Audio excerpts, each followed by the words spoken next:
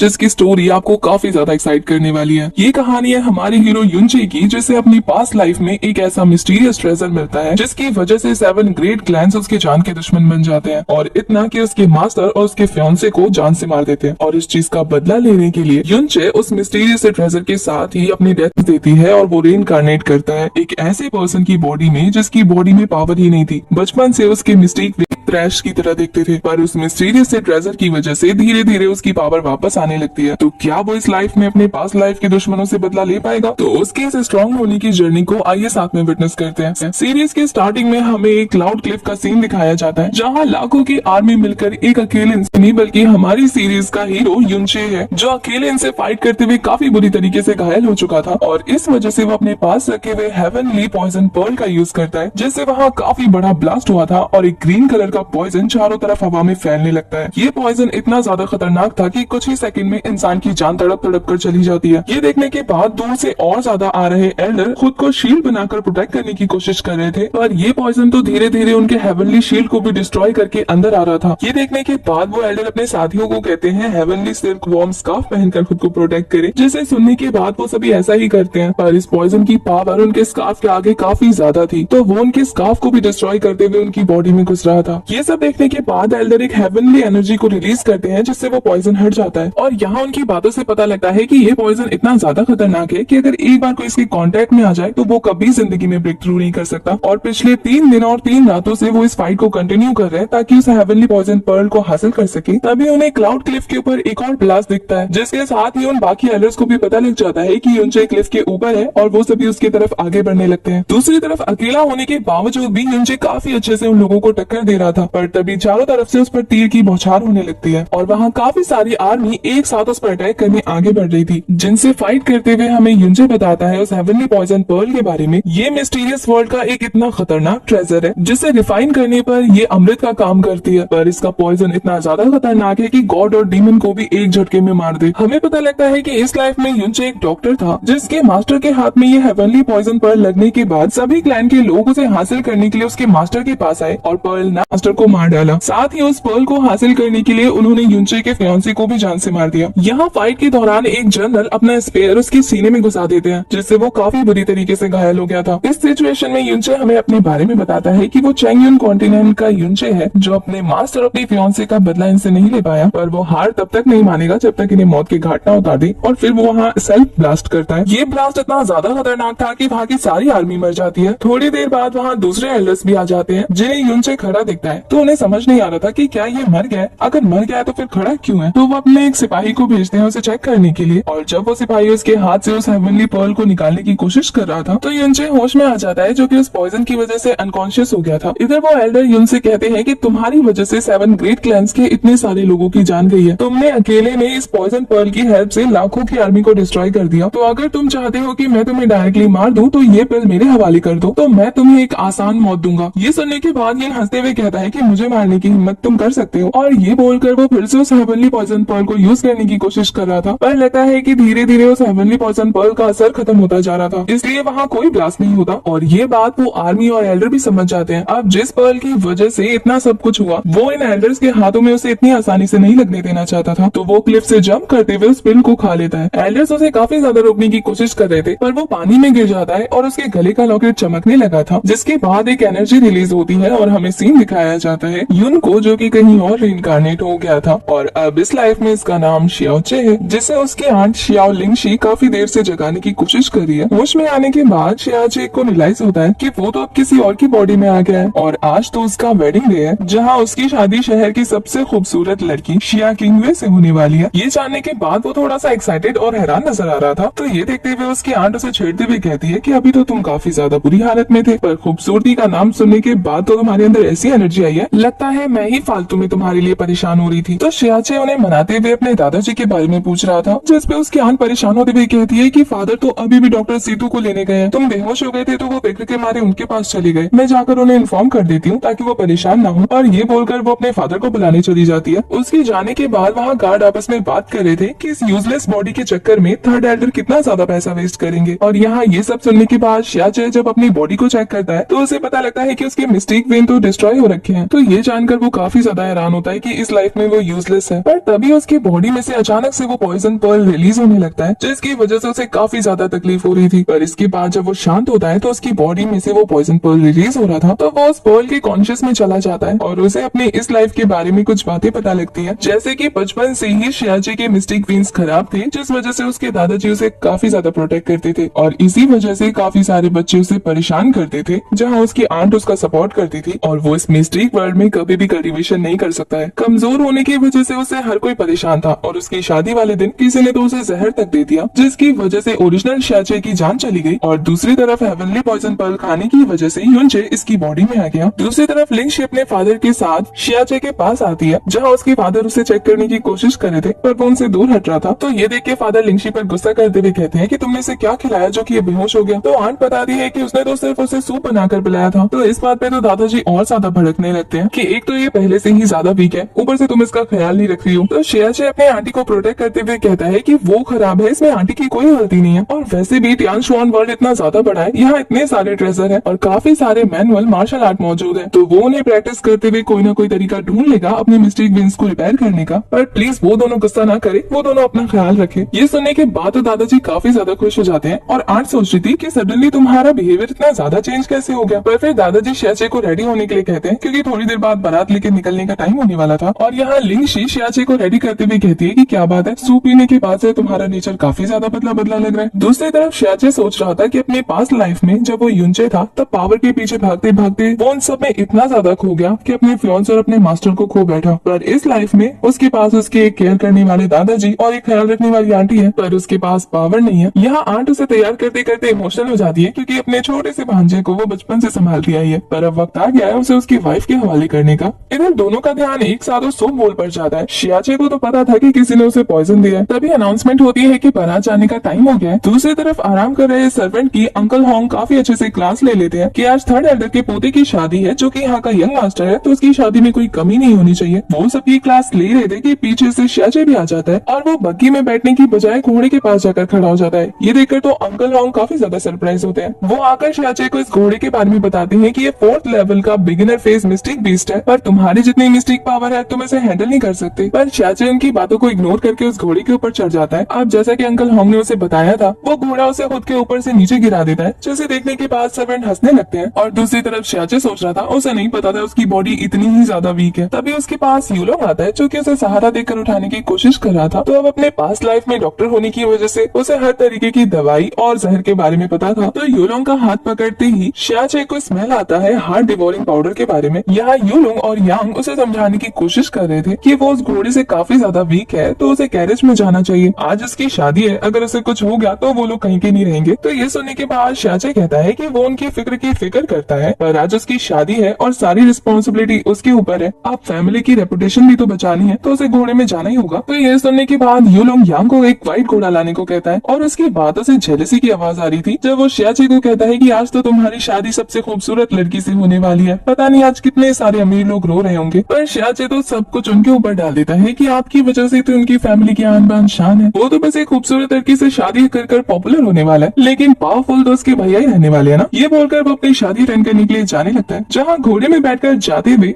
शियाचे समझ आता है कि ये जो उसकी काफी ज्यादा केयर कर रहा है ना, इसीने उसे मारने के लिए पॉइजन डाला था। दूसरी तरफ तो उनके जाने के बाद यूलोंग का रवैया ही चेंज हो जाता है। वो यांग को थप्पड़ लगाते हुए कहता है कि तुमने इसे मारा नहीं, पर वो बेचारा जो कि सारा प्रोसेस कंप्लीट करके आया था, वो कहता है कि मैंने खुद देखा था, ये मर चुका था। पर यूलोंग तो उसे शांत करा देता है। तो इसके बाद यान कहता है कि कोई बात नहीं, अगर उसकी शादी उससे हो रही है तो वैसे भी वो इतनी समझदार लड़की है, इसे खुद को टच करने नहीं देगी, और वैसे भी जब तक वो हमारी शाओ फैमिली में रहेगी हम उसे कंट्रोल कर सकते हैं। ये सुनने के बाद इस लड़के के चेहरे पर अलग ही खुशी झलकने लगती है, जैसे कि वो ऐसा ही करने वाला है। दूसरी तरफ काफी धूम धड़के के साथ बारात आगे बढ़ रही थी और सारी लड़कियां शियाचे को देखकर आहें भरी थी, क्योंकि वो था ही इतना हैंडसम। पर फिर कुछ लोग बताते हैं कि वो हैंडसम जरूर है, लेकिन बचपन से ही डिसेबल है, वो अभी तक first level of beginner face mistake को भी ब्रेक थ्रू नहीं कर पाया। तो ये सुनने के बाद लड़कियां मुंह बनाने लगी कि ये तो मुझसे भी बुरा है, पता नहीं फिर शिंग ये इससे शादी क्यों कर रही है। पर फिर पता लगता है कि शियाओजे के फादर शाओयिंग और किंग वे के फादर होंग ही आपस में काफी अच्छे दोस्त थे, और काफी सालों पहले किंग वे को बचाते हुए शियाओयिंग की डेथ हो गई, जो कि काफी ज्यादा पावरफुल थे, और ये शादी 18 साल पहले ही तय कर दी गई थी। आसपास की बातें सुनने के बाद अंकल होंग को फिक्र हो रही थी अपने यंग मास्टर की, तो वो उसे कहते हैं कि आपको गैरेज में बैठ के जाना चाहिए था। पर ये लड़का कहाँ किसी की सुनता है। तभी गली मोहल्ले में हलचल होने लगती है और पता लगता है कि एक ज़ेंटो बीस्ट उनकी तरफ तेजी से बढ़ रहा है, जो रास्ते में आ रहे सभी लोगों को इधर उधर फेंकते हुए उनकी तरफ बढ़ रहा था। शियाचे का घोड़ा भी बेकाबू होने लगता है। ये देखकर अंकल होंग अपने आइस मिस्टिक पावर का यूज करके उस बीस्ट को फ्रीज कर देते हैं, जिससे थोड़ी देर के लिए वो बीस्ट तो काबू में आ गया था। तभी उसका हाउस कीपर आता है, जो उनसे छोट मोट का माफी मांग रहा था कि उसके बीस्ट ने उनका रास्ता रोक लिया जबकि वो लोग शादी अटेंड करने चाह रहे थे। तो अंकल होंग काफी गुस्से में उन्हें रास्ता छोड़ने को कहते हैं, पर ये तो और ज्यादा टाइम वेस्ट करने लगते हैं कि सालों से ये बीस्ट बंधा हुआ था, पता नहीं आज कैसे छूट गया। शायद अपने आस पास का माहौल इसे पसंद नहीं आया। दूसरी तरफ लोग काफी ज्यादा एक्साइटेड हो रहे थे ये देखकर कि वैसे ही सब लोग शियाचे से नफरत करते हैं, अब तो यहाँ एक बीस्ट भी आ गया,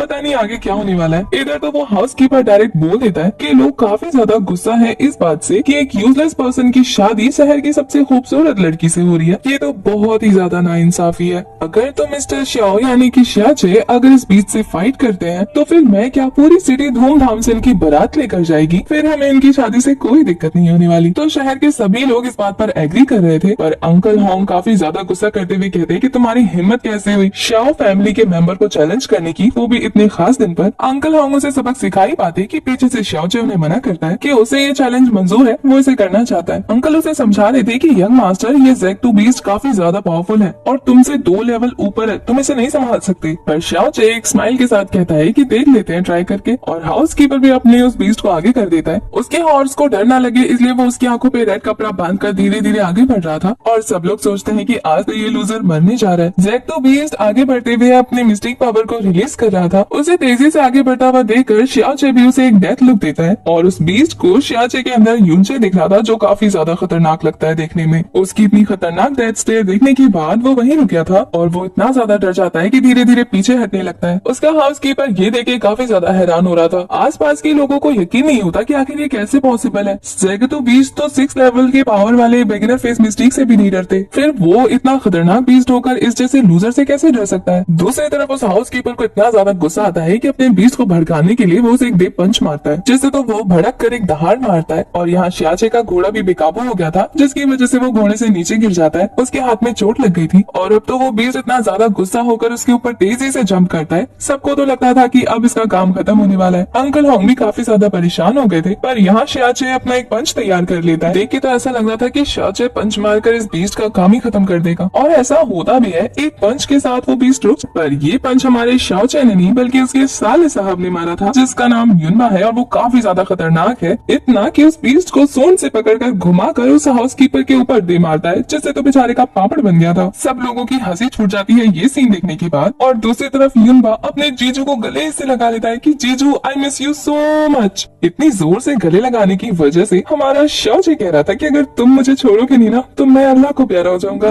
तो वो शर्माते हुए अपने जीजू को नीचे रख देता है, और वो कह रहा था कि तुम यहाँ क्यों आए हो, जिसपे युनबा का कहना था कि फादर और सिस्टर उसका वेट कर रही है, कब से, आपको इतना टाइम क्यों लग गया, उन्होंने मुझे भेजा आपको लेने के लिए, तो मैं यहाँ आपको लेने आया हूँ। ये बोलकर वो उसे चावल की बोरी की तरह अपने कंधों पे लाद लेता है, पर शियाचे से समझा रहा था कि उसे घोड़े पे बैठ के जाना होगा ना, वो दूल्हा है। तो युनबा क्या करता है, घोड़े के साथ उसे गोद में उठा लेता है। बताओ कहीं मिलेगा ऐसा साला। वैसे ये नजारा देखने के बाद तो सबकी सिट्टी पिट्टी गुल हो जाती है, और वो बीस्ट तो डर के वहाँ से भाग जाता है। इधर रास्ते में वो हाउस कीपर पड़ता है, तो हमारा युनबा उसे किक मार के फुटबॉल की तरह दूर उछाल देता है। दूसरी तरफ हमें शियाचे के ग्रैंडफादर को दिखाया जाता है, जो काफी फिक्र कर रहे थे उसकी। तभी उसके पास यांग और उसके दादाजी आते हैं, जो वहाँ का उजड़ा हुआ हाल देख के कहते हैं कि कोई कहेगा कि आज तुम्हारे पोती की शादी है, सब कुछ इतना शांत क्यों है। तो थर्ड एल्डर उन्हें इनवाइट करते हैं अपने घर पे ड्रिंक के लिए, पर ये दादाजी तो टोन कसने लगते हैं कि मेरे पोते ने अभी 9th लेवल को अचीव किया है, तो मुझे उसकी पावर को एनहेंस करने में उसकी हेल्प करनी है। मेरे पास कोई फालतू का टाइम नहीं है कि मैं तीसरे इंसान की शादी में नाचूं। ये बोलकर वो वहाँ से जाते हुए कहते हैं कि इसका तो बेटा भी मर गया,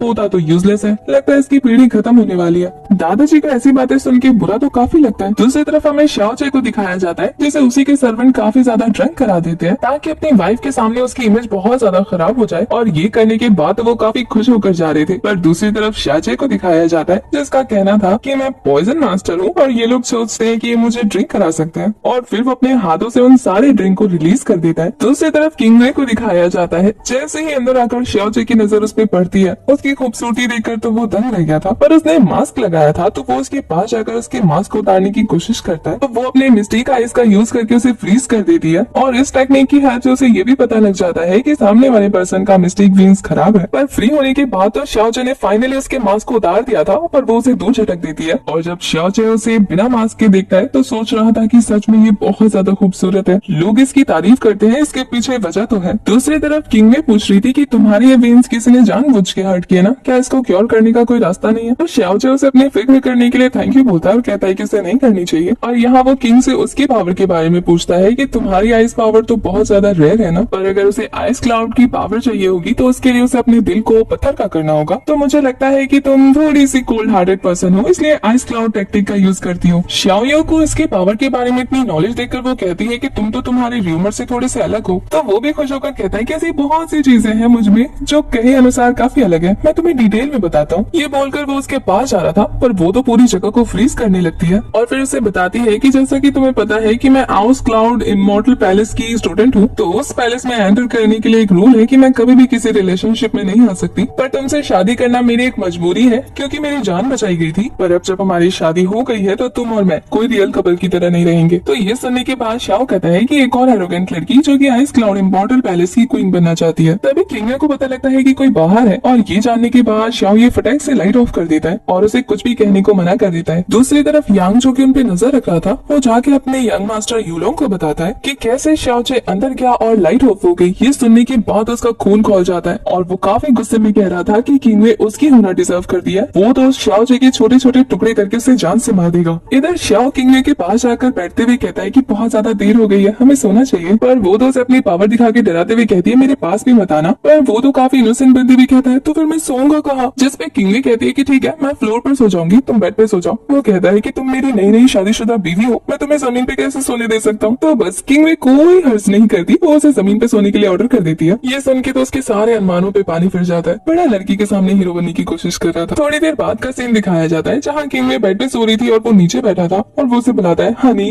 तो वो उसे काफी गुस्से में कहती है कि दोबारा अगर मुझे हनी बुलाया ना तो कमरे से उठा के बाहर फेंक दूंगी। तो वो एक्टिंग करते हुए कहता है कि मैं अगर जमीन पे सोया सारी रात तो कहीं मुझे ठंड ना लग जाए। तो वो चादर उठा के फेंक के मारती है और फिर वो उसे कहती है कि बस 1 महीने की बात है, कुछ दिन सह लो, मैं आइस क्लाउड माउंटेन वापस चली जाऊंगी। तो ये सुनने के बाद तो वो खुश होने लगता है कि तुम 1 महीना मेरे पास रहोगी हनी, ये तो बहुत अच्छी बात है। ये सुन के वो कहती है मैंने कहा ना कि मुझे हनी मत बुलाओ। तो वो चिढ़ते हुए कहता है कि मैं तुम्हारे साथ सेम बेड पे नहीं सो रहा तो क्या हुआ, लेकिन मैं फिर भी तुम्हारा पति हूँ, तो मैं तुम्हें हनी ना बुलाऊं तो क्या बुलाऊं किंग? तो वो उसे फिर से पावर दिखा के डराती है। वो कहता है कि हाँ डरा क्यों रही हो? थोड़ी देर सोचने के बाद ये शैतान फिर से कहता है कि हनी जब तुम चली जाओगी तो क्या हम दोबारा मिलेंगे? वो कहती है नहीं, बिल्कुल नहीं। तो ये कह रहा था कि मैं 3 जनरेशन का अकेला इकलौता लड़का हूँ, अगर मेरे बच्चे नहीं होंगे तो खानदान तो खत्म हो जाएगा ना। तो तुम्हारे जाने के बाद क्या तुम मुझे अलाउ करोगी कि मैं किसी कॉन्क्यूबाइन से शादी कर लूं? वो आगे कुछ बोल पाता, वो अपने आइस स्वॉर्ड निकालकर उसके गले में रखते हुए कहती है कि अगर और कुछ बोला ना तो ठंड में बाहर फेंक दूंगी। तो ये देखने के बाद वो पीछे हटते हुए कहता है कि पता नहीं कोई लड़की इतना भी गुस्सा कर सकती है क्या? और फिर काफी धीरे धीरे रूम से बाहर जाने की कोशिश कर रहा था। तो वो उससे पूछती है कि क्या कर रहे हो? वो कहता है कि वॉशरूम जा रहा हूँ, ना जाऊँ।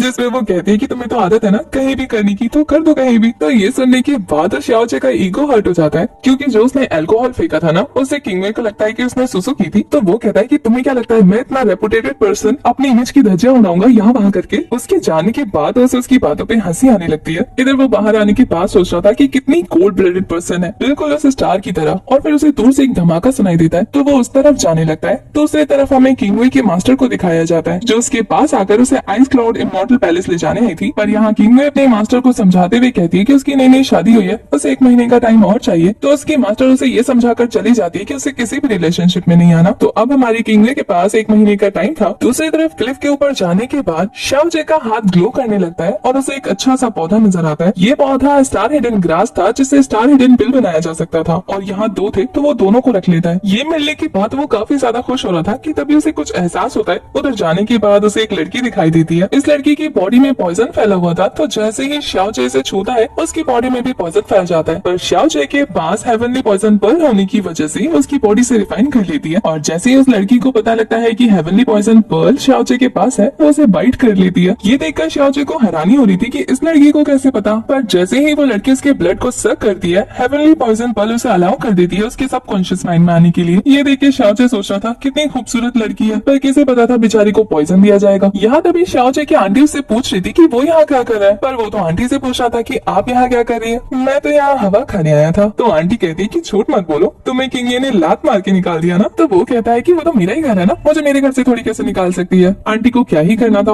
वो अवॉइड करती है। इसके बाद हमें शाओचे और उसकी आंटी को दिखाया जाता है जो बचपन की काफी सारी मेमोरीज के बारे में बात करते हुए खुश हो रहे थे और फिर सोचते हैं कि अब ऐसा दोबारा नहीं होगा। पर शाओचे उन्हें यकीन दिलाता है कि उसकी शादी हो गई है तो क्या, पर उसकी आंटी और उसके ग्रैंडपा अभी भी उसके लिए सबसे स्पेशल है। वो दोनों साथ में काफी अच्छा टाइम स्पेंड कर रहे थे। दूर से किंगवे उन्हें देखकर वहाँ से चली जाती है। सुबह होने पर हमारे शाओचे को पता लगता है कि किंगवे आकर उसके ऊपर ब्लैंकेट उड़ा कर गई थी। तो वो अपने घर के पास आकर चिल्लाते हुए कहता है कि हनी तुमने मुझे सुबह उठाया क्यों नहीं, बहुत ज्यादा लेट हो गया ना, अब जल्दी चलो हमें दादाजी से मिलने जाना है, वो वेट कर रहे होंगे। तो वो भी काफी अच्छे से तैयार होकर आती है, जिसे देखकर तो इसका दिल खुश हो गया था। वो दोनों दादाजी से मिल रहे थे जहाँ दादाजी उनकी शादी को लेकर काफी ज्यादा खुश होते हैं। किंगवे का प्लान था कि वो उन्हें सब सच बता दे, पर शाओचे उसका हाथ पकड़ के उसे रुकते हुए ऐसे दिखाता है जैसे कि वो सच में काफी अच्छे कपल है, पर वो उसका हाथ झटक देती है। वैसे तो वो उसे खुद को छूने नहीं देती, पर यहाँ शाओचे दादाजी के सामने काफी फायदा उठाता है। वो उसे कंधे से पकड़कर अपने क्लोज कर रहा था, पर यहाँ वो उसे फ्रीज कर देती है। पर ये तो दादाजी के सामने कहता है कि हम नेक्स्ट ईयर आपको एक अच्छा सा ग्रेट ग्रैंड चाइल्ड देंगे। दादाजी से मिलकर आने के बाद किंगवे उसे पूरा का पूरा फ्रीज करके वहीं छोड़ देती है। वो कह रहा था कि तुम्हें थोड़ी सी रहम दिखानी चाहिए मेरे ऊपर। वो तो काफी ज्यादा गुस्सा थी कि तुम्हारी हिम्मत कैसी मुझे छूने की, दोबारा छुआ ना तो मैं तुम्हारे हाथ काट के रख दूंगी। तो वो कहता है कि मैं तो ये दादाजी को खुश करने के लिए कर रहा था, क्या मैं इतना भी नहीं कर सकता। ये सुनकर वो भी थोड़ी सी इमोशनल होकर उसे अनफ्रीज कर देती है। अब वो तो अपने कल्टीवेशन में लग गई थी,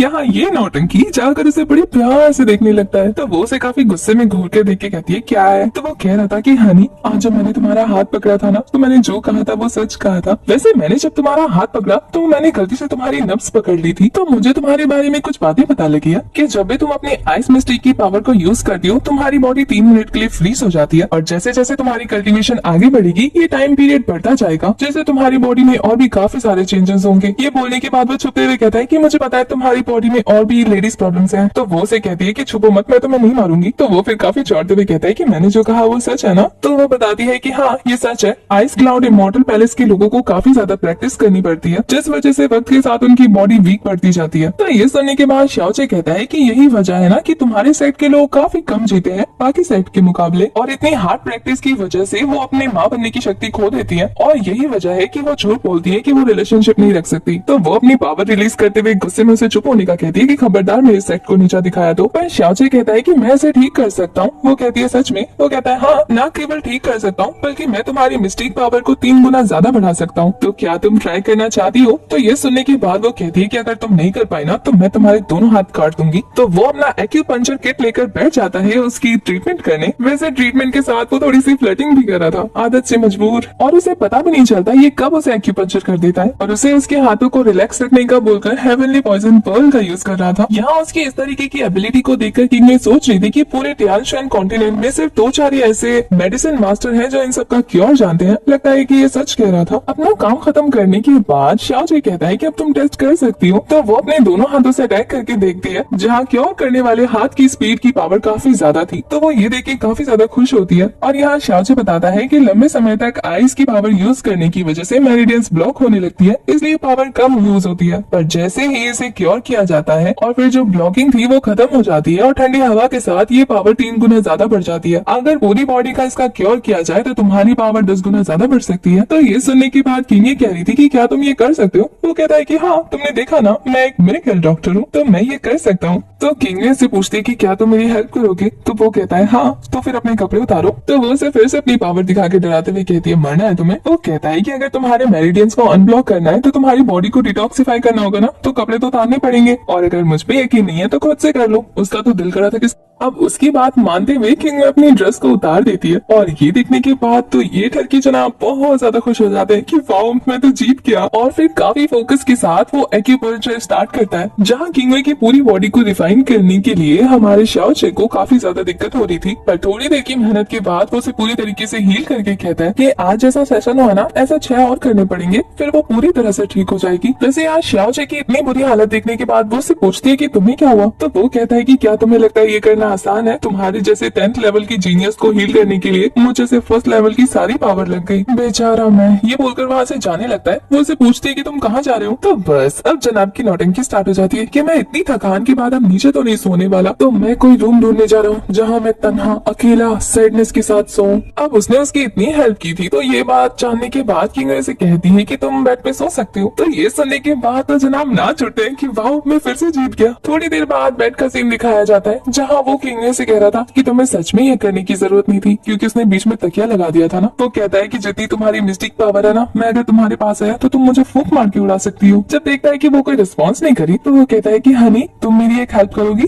वो कहती है क्या बताओ। वो कहता है हनी जब तुम आइस क्लाउड इमोर्टल पैलेस जाओ ना, तो मेरे लिए 3 चीजें लेकर आना, 7 मिस्टिक का लिंगलोंग grass, purple pearls sky crystal और मिस्टिक बीस्ट पैलेट। वो तो ऐसे मंगा रहा था जैसे कि धनिया पुदीना नींबू मंगा रहा हूँ। पर यहाँ किंगवे कहती है कि ये तो हेवन और अर्थ का ट्रेजर है ना, ऐसे एक साथ किसी को नहीं मिलते, पर तुम्हें ये तीनों एक साथ क्यों चाहिए। तो वो काफी सीरियस होते हुए कहता है कि अपने मिस्टेक वेन्स को रिपेयर करने के लिए, तो वो उसे प्रॉमिस करती है कि वो लाके देने की कोशिश करेगी। यहाँ नेक्स्ट मॉर्निंग का सीन दिखाया जाता है जहाँ श्याओ चे अपनी वाइफ किंगवे के पास जाकर उसे किस करने ही वाला था कि तभी घंटी की आवाज से उसकी नींद टूट जाती है और पता लगता है कि ये तो सपना था। तो उसे तो काफी गुस्सा आ रहा था कि आखिर किसकी हिम्मत है इतनी सुबह सुबह बेल बजा के मेरा मूड खराब करने की। अच्छा भला सपना तोड़ दिया। और फिर हमें पता लगता है कि ये बेल मीटिंग हॉल का था जहाँ थर्ड आइडल पहुँचते हैं तो उनकी नजर पड़ती है यू लॉन्ग के ग्रैंडफादर और फैमिली हेड के बीच में बातें चल रही थी। तो वो जाकर पूछते हैं कि आखिर इतने सुबह सुबह ये बेल क्यों रिंगी। पर फैमिली हेड उनके पास खुश होकर जाते हुए बताते हैं कि हमें श्याओ ट्राइब से एक लेटर रिसीव हुआ है। तो ये सुनकर थर्ड एल्डर भी काफी ज्यादा सरप्राइज होते हैं। फैमिली हेड बताते हैं कि जब से उनकी फैमिली लियूयुन सिटी पर आकर बसी है तब से 100 सालों से इनके साथ कोई कांटेक्ट नहीं था, पर अब फाइनली उनकी तरफ से एक लेटर रिसीव हुआ है। तो ना केवल वो लोग अपने फेवरेट सन को यहाँ भेज रहे हैं, बल्कि हमारे यहाँ का एक डिसाइबल अपने साथ श्याओ ट्राइब में लेके जाएंगे। तो ग्रैंडफादर ये सुन के काफी ज्यादा खुश होते हैं कि उन लोगों ने हमें एक्नॉलेज किया। तो ये सुनकर फैमिली एल्डर हामी भरते हैं। तो यहाँ एल्डर का कहना था कि वो अपने पोते को भेजेंगे ताकि उसके मिस्टेक मीन्स ठीक हो सके, पर फैमिली हेड का चेहरा उतर जाता है ये सुनने के बाद। इधर यूलोंग के दादाजी आकर ऐसे प्रिटेंड करने लगते हैं जैसे कि ये लेटर स्पेशली उनके पोते के लिए है। यहाँ वो अपने पोते यूलोंग की काफी ज्यादा तारीफ कर रहे थे कि उन्हीं को भेजना, वो बहुत ज्यादा स्ट्रॉन्ग है, यहाँ का नाम रोशन करेगा। पर फैमिली हेड उसके हाथ से वो लेटर लेकर कहते हैं कि हमारे सेक्ट में और भी बहुत सारे टैलेंटेड बच्चे हैं, इसीलिए हमें बाकी सबके बारे में भी सोचना होगा ना। तो ये सुनने के बाद वो एल्डर कहते हैं कि मेरे पोते यूलोंग के अलावा और कौन है जो यहाँ पर पावरफुल है और उससे कोई टक्कर लेने की सोचेगा। और यहाँ वो शायचे की काफी ज्यादा बेइज्जती करते हुए कहते हैं कि वो तो एक लूजर है, उसके पीछे कितने ट्रेजर वेस्ट करें। ये सुनकर दादाजी को काफी ज्यादा गुस्सा आ जाता है और यहाँ एल्डर और ज्यादा भड़काते हुए कहते हैं कि तुम्हें क्या लगता है कि शाओचे वाले तुम्हारे पोते को नोटिस करेंगे? वो इतना ज्यादा यूजलेस है, इतने सालों में तुम काफी कुछ उसके ऊपर वेस्ट कर चुके हो। अब मुझे नहीं लगता कि इस अपॉर्चुनिटी को उसके पीछे वेस्ट करना चाहिए। आपकी हिम्मत भी कैसे हो रही है ये सोचने की कि आप श्याओ ट्राइब वाले को अपने बेटे को भेजेंगे वहाँ। आप तो थर्ड एल्डर का सब्र जवाब दे देता है। वो अपनी पावर को रिलीज करते हुए उस पर अटैक करने वाले थे। यहाँ थर्ड एल्डर का पावर इतना ज्यादा था कि फैमिली हेड भी उनके आगे कुछ नहीं कर पाते। यहाँ यूलोंग के दादाजी उन्हें रुकने को कहते हैं, ये कहते हुए कि तुम्हारे जाने के बाद तुम्हारे पोते का ख्याल श्याओ सेक्ट वाले रखने वाले हैं। ये बात एकदम सच थी। तो सुनने के बाद दादाजी शांत हो जाते हैं और फिर काफी गुस्से में वहाँ से काम का बहाना करके निकल जाते हैं। यहाँ सेकंड एल्डर की हालत बहुत ज्यादा बुरी हो गई थी। दूसरी तरफ हमें किंगवे को दिखाया जाता है जो अपने मेरिडियंस के अनब्लॉक होने पर अपनी पावर का टेस्ट कर रही थी और अब उसकी पावर सच में 3 गुना ज्यादा बढ़ने की वजह से वो काफी अच्छे से प्रैक्टिस कर पाती है। वो प्रैक्टिस करते हुए इतनी खूबसूरत लग रही थी कि यूलोंग उसे देखता रह जाता है और जब ये चीज किंगवे नोटिस करती है तो वो शांत हो जाती है। यहाँ यूलोंग उससे बात करने के लिए आगे बढ़ रहा था तो वो उसे साफ साफ सीधे सीधे शब्दों में कह देती है कि शाओ चे अभी यहाँ नहीं है। पर वो तो उसे मक्खन मारने लगता है कि मैं तो आपसे मिलने आया था, सुना है कि आप 18 सालों में ही 10th लेवल की जीनियस बन गई है, मैं तो आपको देखना चाहता था। पर वो कह देती है कि मैं प्रैक्टिस करने में बिजी हूँ। तो ये सुनने के बाद उसका मुंह बन जाता है कि कितनी एरोगेंट है। फिर वो कहता है कि आप गलत समझ रही है, मैं तो आपके साथ प्रैक्टिस करने आया था, मैं इस पूरे सेक्ट में सबसे ज्यादा पावरफुल हूँ, तो क्या आप मेरे साथ प्रैक्टिस करना पसंद करेंगी? ये सुनने के बाद वो उसके साथ फाइट करने लगता है जहाँ मिस किंग ये अपनी पावर का यूज भी नहीं करती, काफी स्मूथली उसे घायल कर देती है। अब ये देखने के बाद तो वो और ज्यादा जोश में आकर उसके साथ फाइट करने जाता है। इस बार तो वो अपनी पावर भी रिलीज कर रहा था पर मिस किंग उसे घुमाकर ऐसा जोरदार चांटा मारती है ना कि घूमते घूमते दूर गिर जाता है, बेचारे का दांत भी टूट जाता है। ये देखने के बाद उसका दिमाग घूम जाता है और वो कहता है लगता है मुझे सीरियस होना ही पड़ेगा। ये बोलकर वो फिर से उस पर जोश जोश में अटैक करने जाता है पर यहाँ किंगवे काफी स्मूथली उसे दोबारा पटकते हुए एक जोरदार थप्पड़ देती है। दूसरी तरफ से शाओ चे भी आ रहा था और उसे नजर आ जाता है उड़ता उड़ता यूलोंग जो कि सीधा आकर उसके पैरों में गिरता है। ये देखने के बाद उसे पता लग गया था कि ये महान काम और किसी ने नहीं उसकी बीवी ने किया है। पर फिर भी वो यूलोंग के पास जाकर कहता है कि भैया आप ऊपर आसमान से कहाँ से आए? तो वो कह रहा था कि मैं प्रैक्टिस कर रहा था। फिर वो उसके चेहरे की चोट नोटिस करते हुए कहता है कि किस तरीके की प्रैक्टिस कर रहे थे आप? आपके मुंह से तो खून निकलने लगा। वो उससे पूछ रहा था कि भैया क्या तुम ठीक हो? तो वो लंगड़ाते लंगड़ाते जाते हुए कहता है हाँ हाँ बिल्कुल ठीक हूँ। उसकी इतनी बुरी हालत देखने के बाद वो सोच रहा था कि ये लड़की तो सच में इतनी पत्थर दिल है, पर मुझे पसंद है। दूसरी तरफ सभी एल्डर्स और जनरल मिलकर रेडी हो रहे थे शाओ ट्राइब के उस मेंबर का स्वागत करने के लिए, जहां उनका गेटमैन आकर उन्हें अनाउंस करता है कि वो आ गए हैं। तो फैमिली हेड सारे एल्डर्स के साथ वहां मौजूद होते हैं, उन्हें ग्रीट करते हुए बोल रहे थे अपने बारे में। देखने से लग रहा था कि ये पर्सन काफी ज्यादा एरोगेंट है और इसका नाम क्वांग यून है। ये पर्सन तो मीटिंग हॉल में आने के बाद वहाँ की बुराई स्टार्ट कर देता है कि एल्डर ने तो कहा था ये जगह काफी अच्छी होगी, पर देख के लगता नहीं है। और फिर वो यहाँ सबको साफ साफ सीधे सीधे शब्दों में कहता है कि वो कल सुबह उस इंसान को चूज करेगा जिसे वो अपने साथ अपने ट्राइब में लेके जाने वाला है, इसलिए सबको रेडी रखने को कहना। जहाँ एल्डर काफी पोलाइटली डरते हुए उन्हें ग्रीट करते हुए कहते हैं कि ठीक है। इसके बाद वो अपने फादर का लाया हुआ ट्रेजर उन्हें देता है, ये कहते हुए कि ये मिस्टेक विंस को भी ठीक कर सकते हैं। ये सुनने के बाद शाओ जे की आंट काफी ज्यादा एक्साइटेड होकर सामने आ जाती है, और जैसे ही कुंग की नजर उस पर पड़ती है वो काफी ज्यादा मिस्टीरियस नजर आ रहा था और अब ऐसे एक्टिंग करने लगता है जैसे सफर की वजह से वो बुरी तरीके से थक गया है। तो यूलोंग को उसकी सेवा में अपॉइंट किया जाता है। वो उसे रूम की तरफ ले जा रहा था, पर वो तो शाओचे की आंटी से पूछ रहा था कि उसका नाम क्या है। जहाँ थर्ड एल्डर उसे रोकने की कोशिश कर रहे थे, पर सेकंड एल्डर उसे रोक देते हैं कि कोई पंगा मत करो। तो ये देखते हुए शाओचे बीच में आकर कहता है कि आप काफी ज्यादा थक गए ना, तो क्यों ना मैं आपकी मसाज कर दूं। आंट तो डर रही थी, पर वो उन्हें रिलैक्स कराता है। दूसरी तरफ क्वांग के साथ जो एल्डर आए थे वो उसे समझाते हुए अपने साथ ले जाते हैं, जिसपे उसे काफी गुस्सा आ रहा था। और यहाँ यूलोंग समझ जाता है कि आंट पर इसका दिल आ गया है और वो कुछ प्लान करने लगता है। दूसरी तरफ क्वांग अपने रूम में जाके काफी ज्यादा चिढ़ रहा था उस एल्डर पे कि मेरी जरा सी भी इज्जत नहीं करते। उसका सर्वेंट उन्हें कहता है कि हमारे हेड ने कहा है कि यहाँ पे कोई पंगा नहीं करना, तो इसलिए उनकी बात मानो। इस बात पे तो वो और ज्यादा चिढ़ जाता है कि मैं तो बस उस लड़की से उसका नाम पूछा था ना, इतना ज्यादा चिढ़ने की क्या जरूरत है। तो यहाँ यूलोंग आकर आंट का परिचय देते हुए कहता है कि उसका नाम लिंगशी है, पर यहाँ यूलोंग उसे कहता है कि वो यहाँ की सबसे खूबसूरत लड़की नहीं है, अगर उसे देखना है तो मैं आपको एक जगह ले चलता हूँ। और ये बोलकर वो उसे किंगवे को दिखाने ले जाता है, जिसे देखकर वो काफी खुश हो रहा था। और यहाँ यूलोंग उसे सारी चीजें बता देता है कि ये उस यूजलेस की बीवी है। ये सुन के तो उसे गुस्सा आ रहा था कि ये कहाँ का जस्टिस है, इस तरीके की गॉडेस उस तरीके के नमूने के साथ कैसे शादी कर सकती है। और यूलोंग तो उसके गुस्से को भड़का रहा था कि आप सही कह रहे हैं, ऐसा नहीं होना चाहिए था, वो तो आप जैसी के साथ सूट करेगी। पर वो पूछ रहा था कि अब जब तुम आइडिया दे रहे हो तो क्या तुम्हारे पास कोई सजेशन है। तो यूलोंग उसके कान में एक आइडिया बताता है कि उसके पास एक तो तरीका है। ये सुन के वो काफी खुश होते हुए कहता है कि लेकिन अभी के लिए तो उसे लिंगशी चाहिए। तो यूलोंग इसके लिए भी रेडी हो जाता है। दूसरी तरफ शाओचे को दिखाया जाता है जो लास्ट सेशन कर रहा था, और फिर वो कहता है कि बस ये लास्ट टाइम है, अब तुम पूरी तरह से ठीक हो जाओगी। यहाँ किंगवे शाओचे से पूछती है कि अगर तुम्हें हमारे आइस क्लाउड के बारे में इतना सब कुछ कैसे पता, न सिर्फ तुम्हें पता है बल्कि तुम इसके टैक्टिक के बारे में सारी चीजें जानते हो, तो तुमने ये सारी चीजें कहाँ से पता की। तो ये सुनने के बाद शाओचे अपने मास्टर के बारे में बताता है कि वो काफी अच्छे पर्सन थे, उन्होंने मुझे सारी चीजें सिखाई है, बताई है। मैं अपनी जिंदगी का ऋण कभी नहीं चुका सकता, मैं उनका अकेला स्टूडेंट था। और ये बोलते हुए वो काफी ज्यादा इमोशनल हो जाता है। किंगवे ने कभी ऐसे मास्टर के बारे में नहीं सुना, तो वो पूछती है वो कहाँ के मास्टर है। पर इससे पहले शाओचे कुछ बता पाता,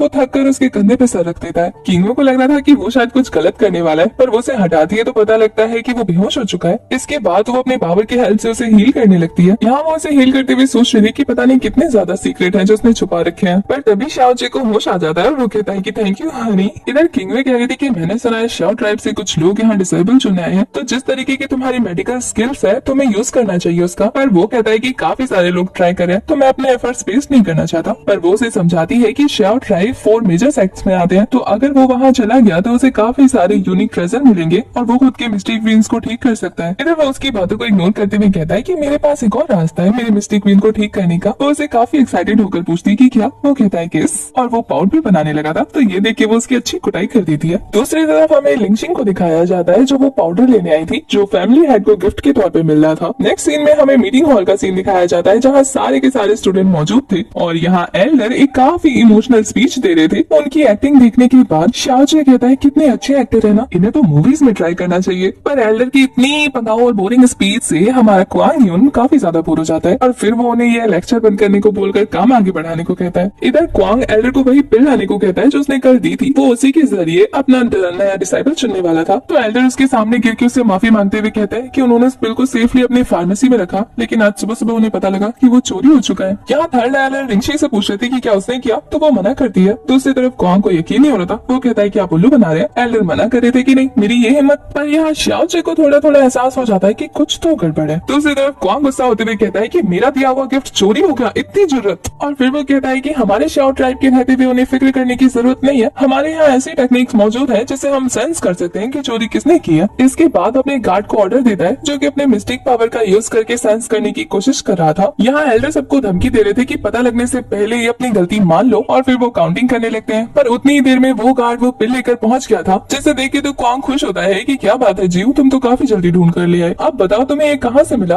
तो वो कहता है रूम नंबर 66 पिलो के नीचे, और ये रूम और किसी का नहीं बल्कि लिंगशी का था। तो वो काफी डरते हुए कहती है कि ये उसने नहीं किया, और इसी के साथ ये वाला एपिसोड हो जाता है खत्म। Next video के लिए please subscribe Karen.